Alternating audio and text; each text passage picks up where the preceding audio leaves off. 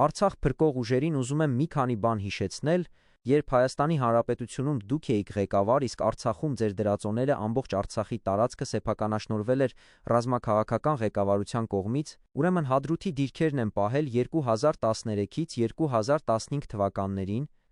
առաջնագծում բազմաթիվ նռան, խաղողի ու ձմերուկի դաշտեր կային և բոլորն անխտիր գեներալ կամ ղեկավար տեր ուներ։ Ու ոչ մի զինվոր իրավունք չուներ հանկարծ մի հատիկ միրգ քաղեր։ Փշալարերով շրջապատված էր ամբողջ տարածքը։ Տեղեր կար գրված էր ականապատե ու զենքերով էլ պահակներ էին շրջում։ Հասկանո՞ւմ եք, հայ զինվորի թիկունքի այգիները նույն ձևով պաշտպանված էին, ոնց որ մեր ու թշնամու շփման գիծը, հողուտեք մեռեք, որ անօրինական ամեն մեկդ Արցախի ազատագրված հողերը սեփականաշնորհել ու ձեզ իշխան եք կարգել։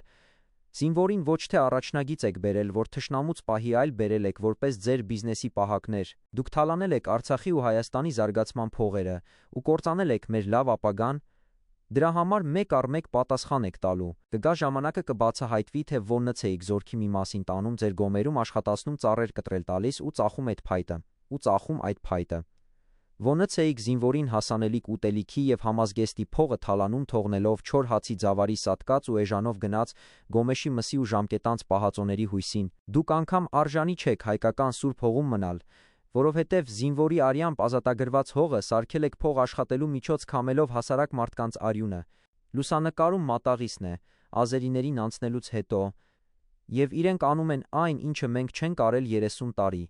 որովհետև մեկ է առաջնագծում ղեկավար կազմի կապույտ արյունով երեխա չկար։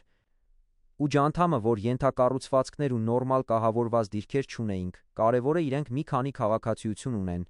ու պատերազմի ժամանակ թռնում են, ես ու իմ պաթոսը